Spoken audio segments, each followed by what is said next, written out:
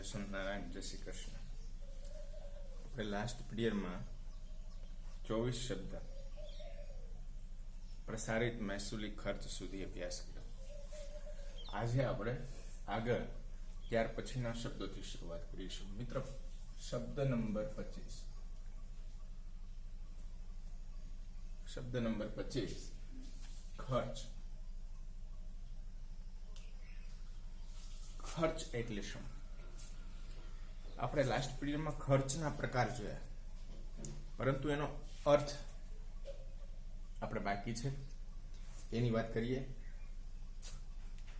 જાવક, ધંધાની અંદર જે નાણાં ચૂકવવામાં આવે છે એને જાવક ખર્ચા તરીકે ઓળખીએ છીએ. એના મુખ્ય 3 પ્રકાર હતા. લાસ્ટ પીરિયડમાં જોયું મૂડી ખર્ચ, મહેસૂલી ખર્ચ અને પ્રસારિત મહેસૂલી ખર્ચ. હવે આ ખર્ચ એક્સપેન્સ, એને ઇંગ્લિશમાં એમ કહેવાય એક્સપેન્સ. આનો અર્થ શું થાય તો લખીએ, જે ખર્ચેલ રકમનો લાભ જે તે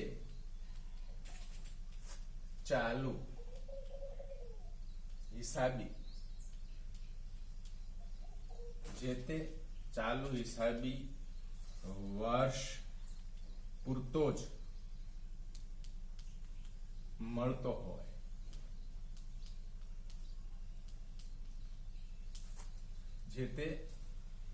જે ખર્ચેલ રકમનો લાભ જે તે ચાલુ હિસાબી વર્ષ પૂરતો જ મળતો હોય તેને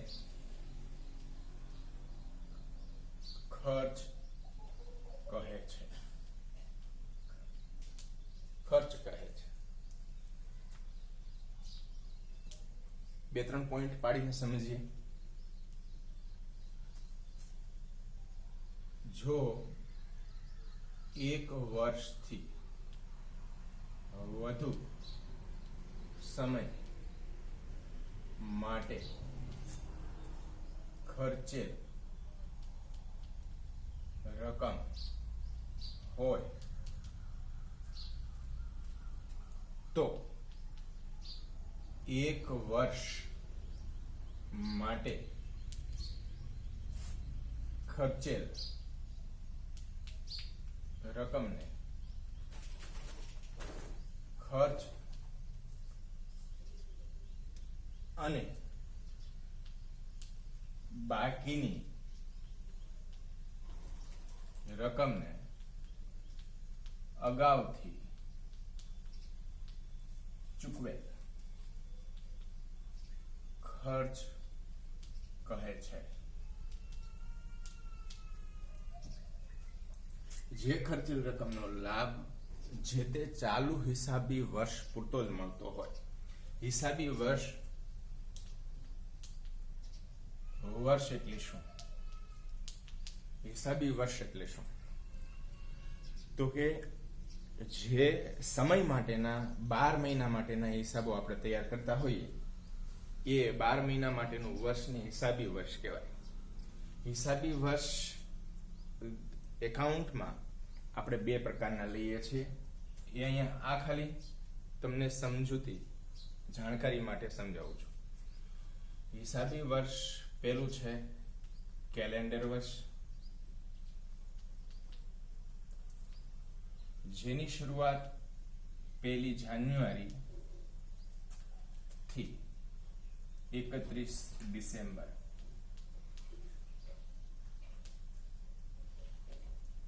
કેલેન્ડર વર્ષ. હિસાબી વર્ષ આ પણ હોઈ શકે અને નાણાકીય વર્ષ. નાણાકીય વર્ષ છે 1 એપ્રિલ થી 31 માર્ચ. આ બે હિસાબી વર્ષ ભારતમાં પ્રયોજવામાં આવે છે, પરંતુ ખાસ કરીને નાણાકીય વર્ષ, જેને ફાઇનાન્શિયલ યર્સ કહેવાય છે, ટેક્સેશન માટેનું વર્ષ કહેવાય છે, આ વર્ષને પ્રાયોરિટી વધારે આપવામાં આવે છે, નાણાકીય વર્ષને.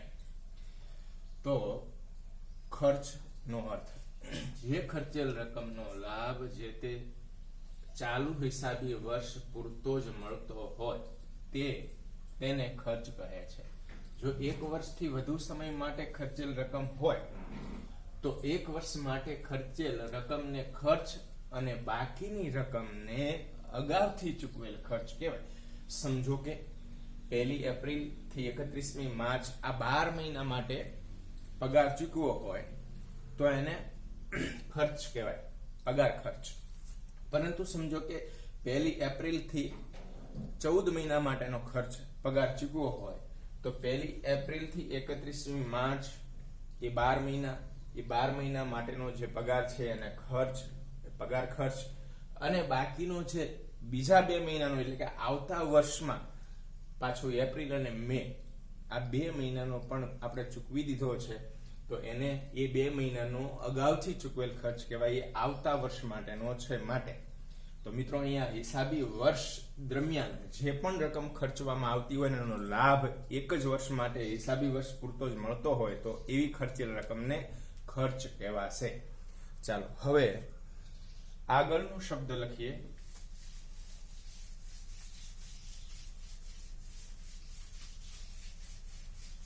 આ બધા શબ્દો જે છે એ તમારે વિડીયો ઉભો રાખીને લખતા જવાના છે.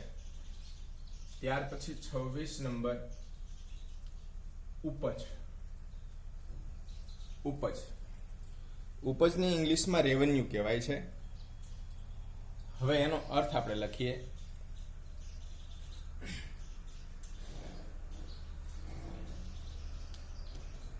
માલ કે સેવાનું ગ્રાહકને અનુક્રમે વેચાણ કરવામાં આવે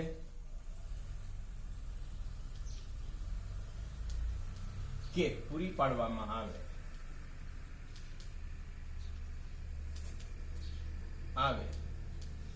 ત્યારે તેને ઉપજ કે આવક કહે છે. માલ કે સેવાનું ગ્રાહકને અનુક્રમે વેચાણ કરવામાં આવે કે સેવા પૂરી પાડવામાં આવે. માલનું વેચાણ કરવામાં આવે અને સેવા પૂરી પાડવામાં આવે ત્યારે ધંધાને ઉપજ કે આવક થઈ છે તેમ કહેવાય. એટલે માલ કે સેવાનું ગ્રાહકને અનુક્રમે વેચાણ કરવામાં આવે કે પૂરી પાડવામાં આવે ત્યારે તેને ઉપજ કે આવક કહે છે. જો મુખ્ય ઉપજ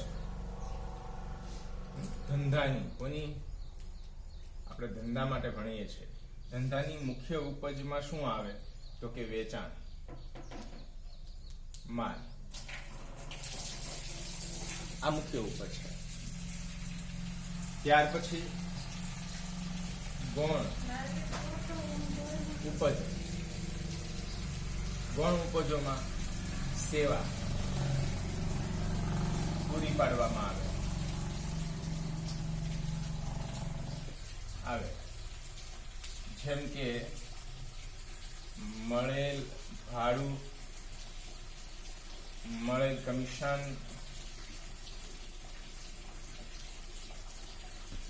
મળેલ દલાલી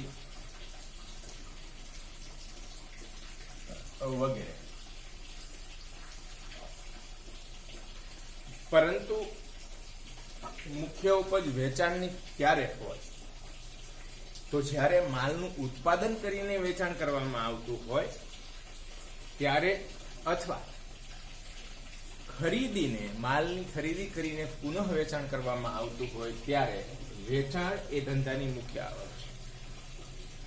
પરંતુ અમુક પ્રકારની કંપનીઓ એવી છે કે જેનો હેતુ માલનું ઉત્પાદન કરવાનો હોતો નથી, સેવા પૂરી પાડવાનો હોય. દાખલા તરીકે ટ્રાન્સપોર્ટેશનનો જે બિઝનેસ છે એમાં કોઈ માલ ખરીદવામાં આવો ને વેચવામાં આવતો નથી, એમાં તો વાહનની સેવા પૂરી પાડવામાં આવે છે. તો એવા સંજોગોમાં આજે ગૌણ ઉપજની વાત આપણે કરીએ છીએ, સેવા, એવા સમયે એ ધંધાની મુખ્ય આવક સેવા પૂરી પાડવાની થઈ શકે કેવા તો કે ટ્રાન્સપોર્ટેશન બિઝનેસ, વીમાની સેવાઓ, બેન્કિંગ સેવાઓ. આવા સમયે ત્યાં આ જે સેવા છે એ મુખ્ય આવક થાય છે. પરંતુ જ્યારે ધંધામાં માલનું ઉત્પાદન કરવામાં આવતું હોય અથવા ખરીદીને પુનઃ વેચાણ કરવામાં આવતું હોય એવા ધંધામાં વેચાણ એની મુખ્ય આવક છે, ઉપજ કે આવક ગણાય છે. તો ચલો મિત્રો, ઉપજ કે આવકનો અર્થ આપણે હવે ભણ્યા. હવે આગળનો શબ્દ લઈએ 27 નંબર.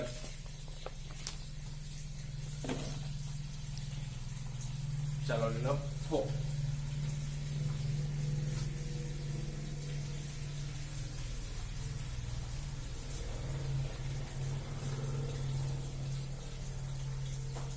નફો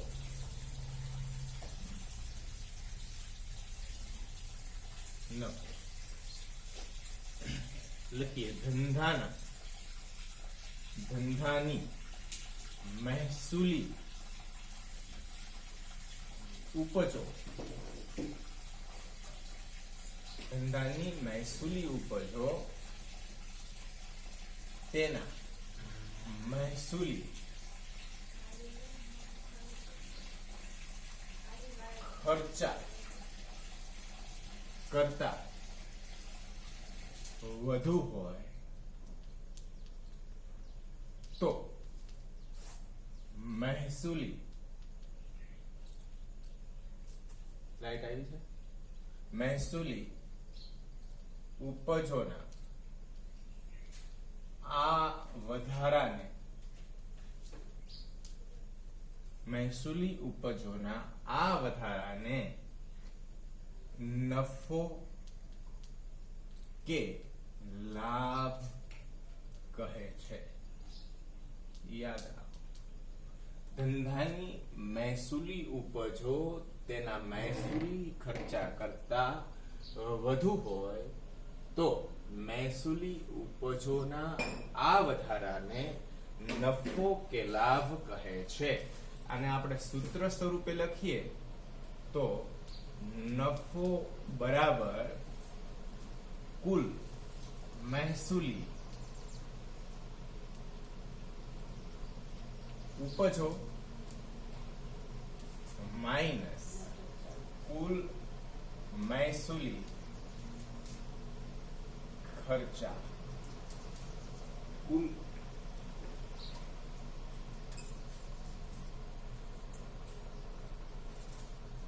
નફો એટલે ધંધાની મહેસૂલી ઉપજો. મહેસૂલી ઉપજો અને મહેસૂલી ખર્ચા એટલે ધંધાની અંદર નિયમિત રીતે મળતી ઉપજો અને નિયમિત રીતે કરવામાં આવતા ખર્ચાઓ, જેનો અર્થ આપણે આગળ જોઈ ગયા.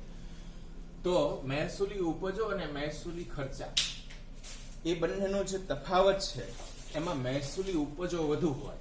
જો નફો બરાબર કુલ મહેસૂલી ઉપજો માઇનસ કુલ મહેસૂલી ખર્ચા. તમે પ્રાથમિકમાં આ નફો ખોટનું એક ચેપ્ટર ભણી ગયા. નફો બરાબર વેકી માઇનસ મૂકી. તો વેકી એટલે શું?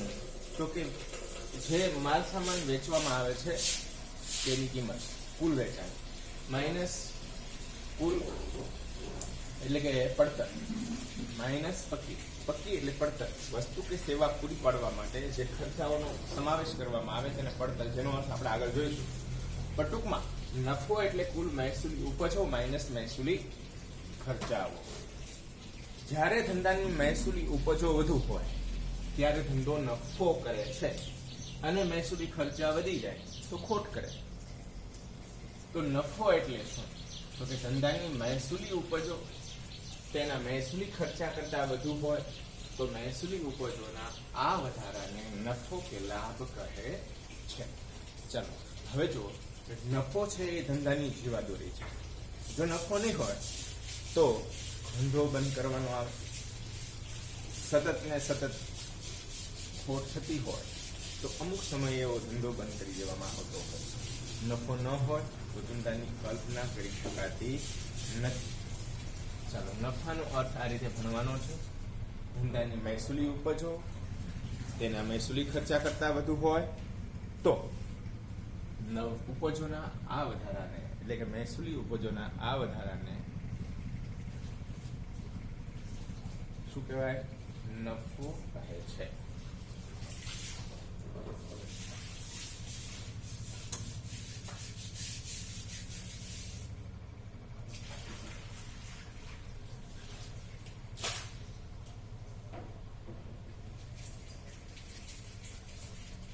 ચાલો મિત્રો, હવે આગળનો શબ્દ ભણીએ.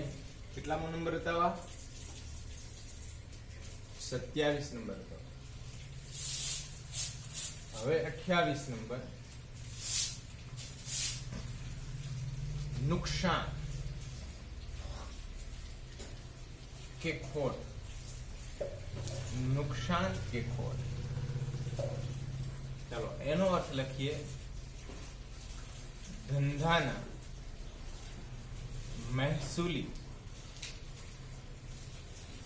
ખર્ચા તેની મહેસૂલી ઉપજો કરતા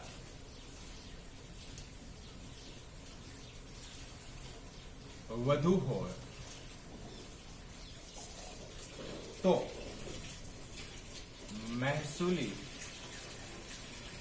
ખર્ચાના અથવા તો ખર્ચના આ વધારાને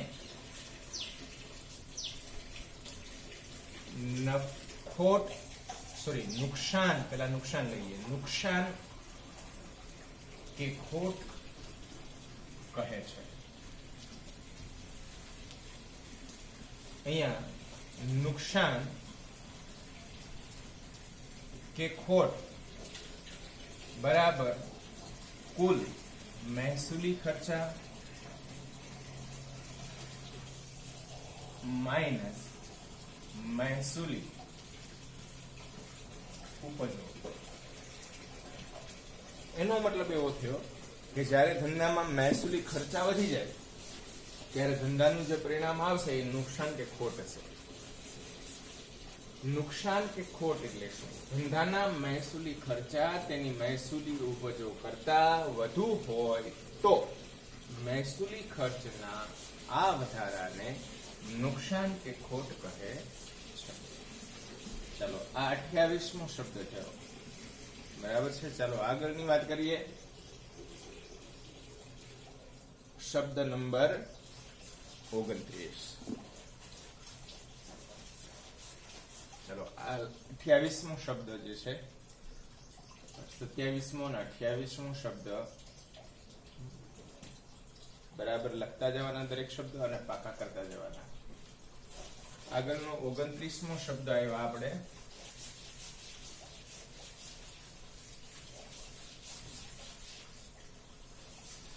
શબ્દ નંબર 29. આપણે કેવા શબ્દ ભણી રહ્યા છીએ? તો કે હિસાબી પદ્ધતિના પારિભાષિક શબ્દોનો અભ્યાસ આપણે કરી રહ્યા છીએ. કોઈ પણ વિષય સમજવો હોય, એના વિશે ડીપમાં સમજૂતી મેળવવી હોય તો એના પારિભાષિક શબ્દો જાણવા અને સમજવા જરૂરી છે. ચાલો આગળ શબ્દ છે માલ. ચાલો માલ એટલે શું?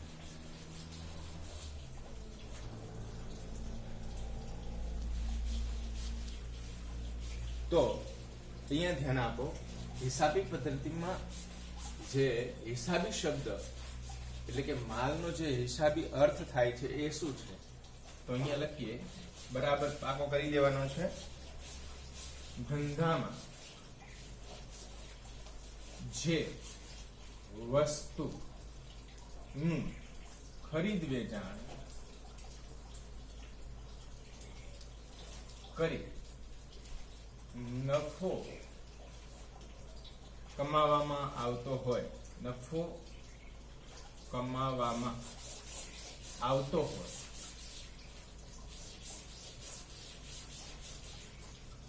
તેને ધંધા માટે માલ કહે છે.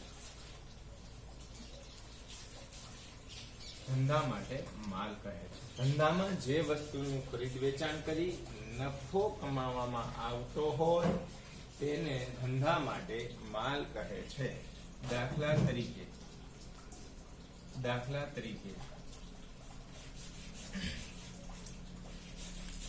ફર્નિચરના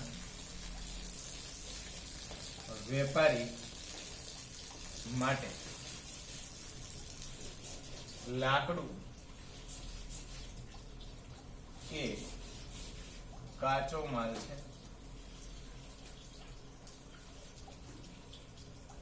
અને તેમાંથી તૈયાર કરેલ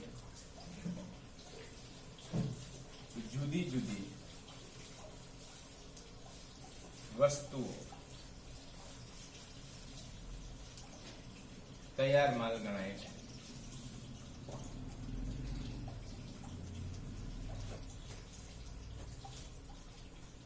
જુઓ, માલમાં 3 પ્રકારના માલનો સમાવેશ થાય છે. કાચો માલ, અર્ધ તૈયાર માલ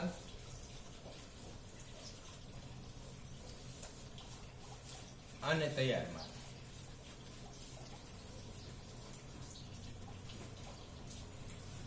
માલની વાત કરીએ તો ધંધામાં જે વસ્તુનું ખરીદ વેચાણ કરી નફો કમાવામાં આવતો હોય તેને ધંધા માટે માલ કહે છે.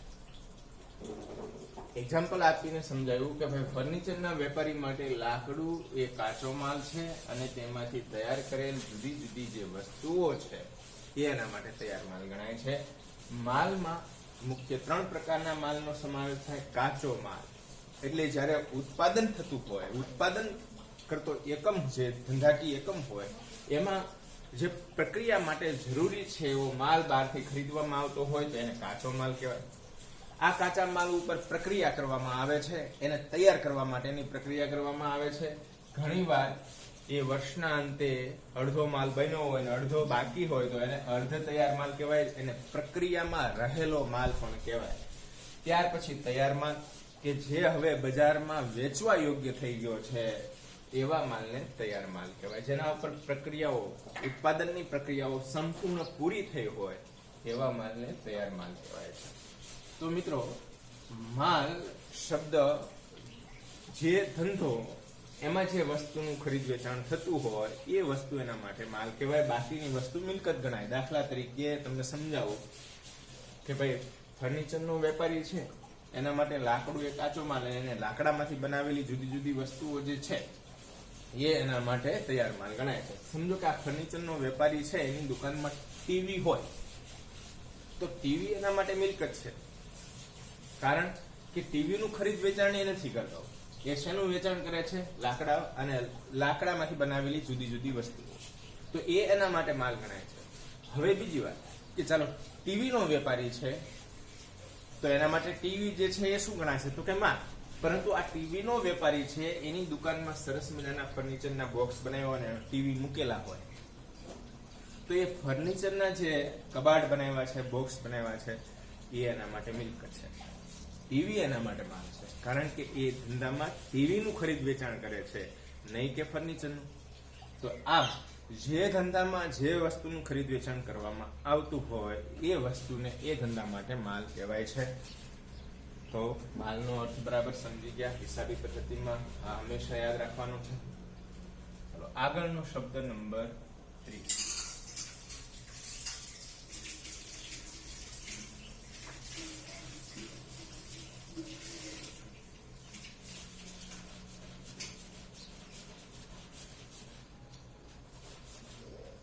નંબર ખરીદી.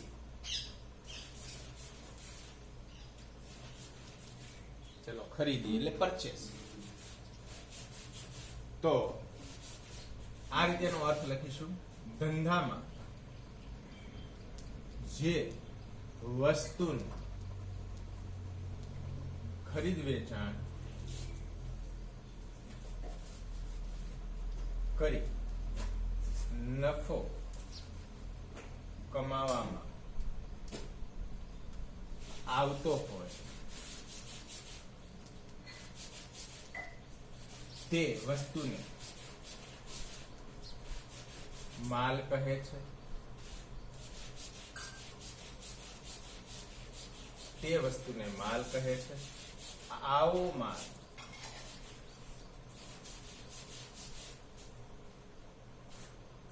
વેપારી પાસેથી અથવા આવો માલ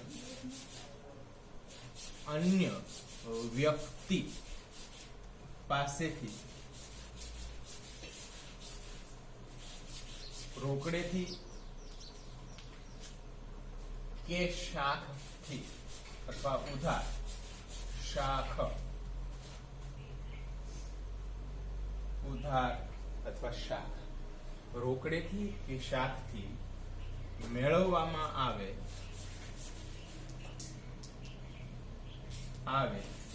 તેને ખરીદી કહે છે.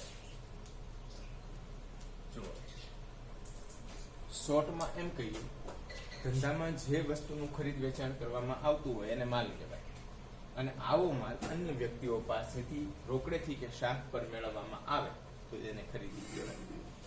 ટૂંકમાં ખરીદીનો અર્થ જ્યારે લખતા હોય ત્યારે આવી સંપૂર્ણ અર્થ એટલે કે માલ જે છે એ જ ખરીદવામાં આવતો હોય તો જ એને ખરીદી કહેવાય.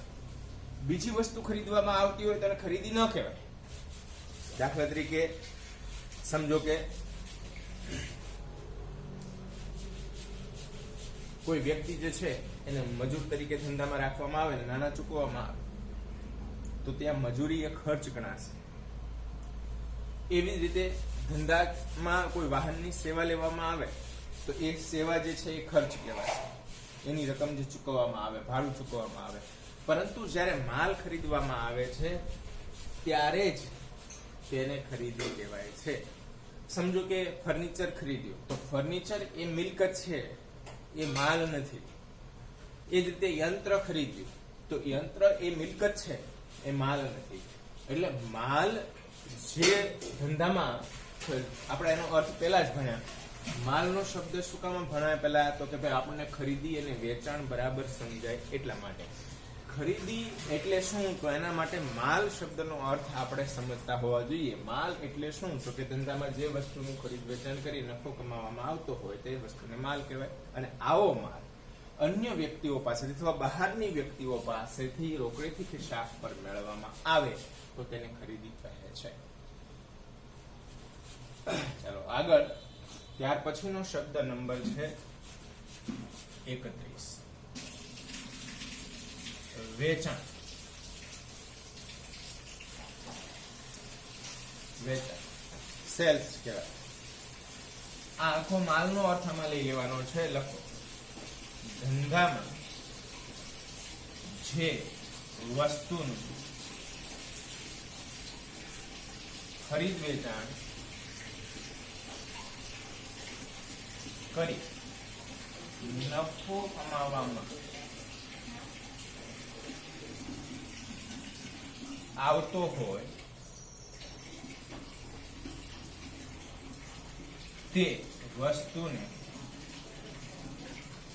તે વસ્તુને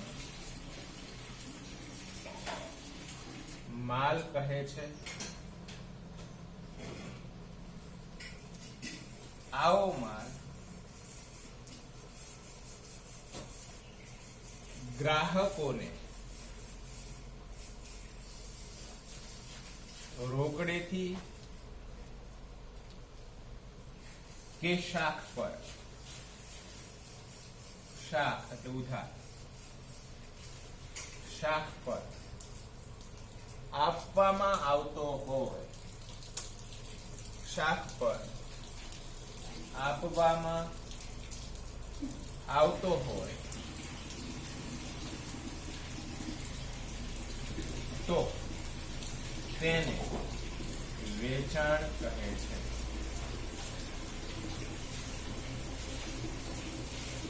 ચાલો, ધંધામાં જે વસ્તુનું ખરીદ વેચાણ કરી નફો કમાવામાં આવતો હોય તે વસ્તુને માલ કહે છે.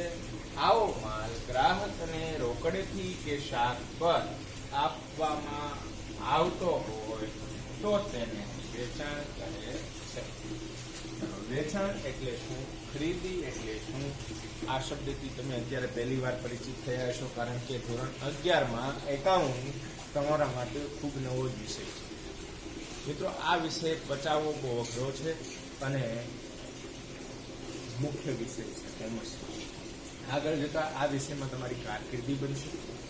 જો બરાબર વ્યવસ્થિત ધ્યાન રાખવામાં ન આવ્યું તો હજી પણ તમારે આ કોમર્સની જગ્યાએ આર્ટ્સ રાખી શકો છો, સાયન્સ રાખી શકો છો.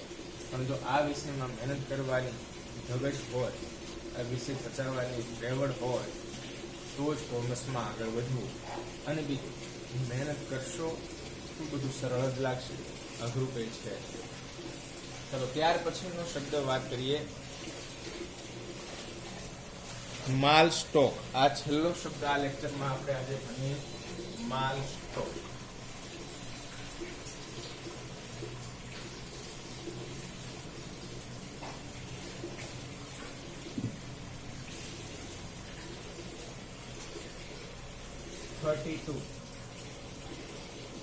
માલ સ્ટોક.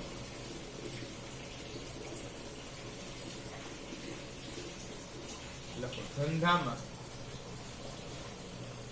વર્ષના અંતે ખરીદેલ માલ પૈકી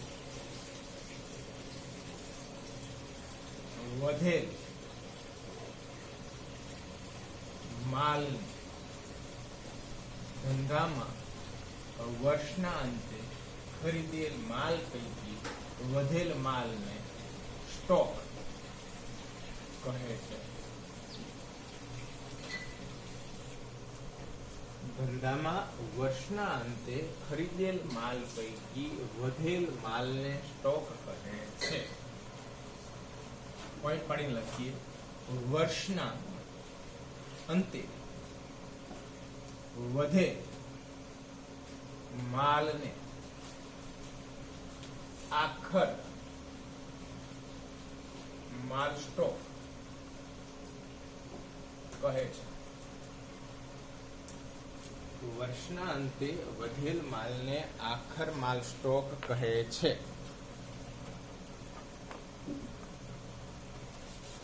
પછી ગયા વર્ષને અંતે વધે આખર માલ સ્ટોક ચાલુ વર્ષની શરૂઆતમાં શરૂનો સ્ટોક બને છે. શરૂનો સ્ટોક બને છે. માલ સ્ટોકનો અર્થ લઈએ પછી સમજીએ.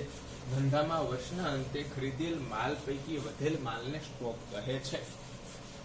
વર્ષના અંતે વધેલ માલને આખર માલ સ્ટોક કહેવાય છે. એટલે જે આપણે સમજો કે આ વર્ષ ચાલુ હોય, ધંધાકીય એકમ સમજો કે 2031 માર્ચ 2020 ના રોજ પૂરું થતું વર્ષ હોય, તો એ શરૂ ક્યારે થયું હોય તો કે 1 એપ્રિલ 19 ના રોજ.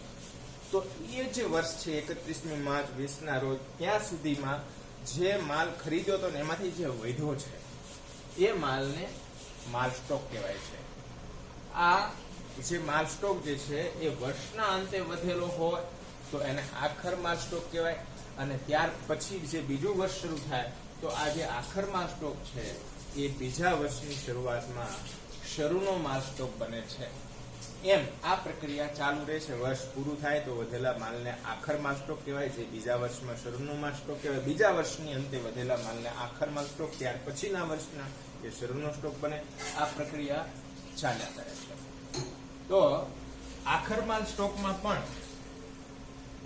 આખર માલ સ્ટોકમાં નીચેના 3 સ્ટોકનો સમાવેશ થાય છે. એમાં એક કાચા માલનો સ્ટોક,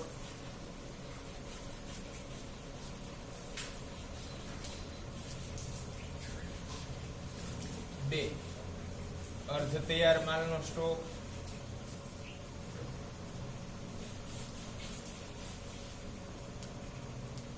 અને ત્રીજું છે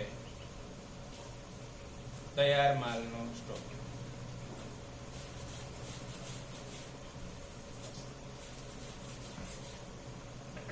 જે આપણે માલ શબ્દમાં જોયું હતું, જે કાચો માલ છે એ વર્ષના અંતે કાચા માલનો સ્ટોક બને, અર્ધ તૈયાર માલ છે એ વર્ષના અંતે અર્ધ તૈયાર માલનો સ્ટોક બને, અને તૈયાર માલ છે કે જે વેચાયા વગર પડી રહ્યો છે, તૈયાર છે પણ વેચાણું નથી, એટલે કે જેનું વેચાણ થયેલું નથી, આવો જે વધેલો તૈયાર માલનો જે સ્ટોક હોય એને તૈયાર માલનો સ્ટોક કહેવાય.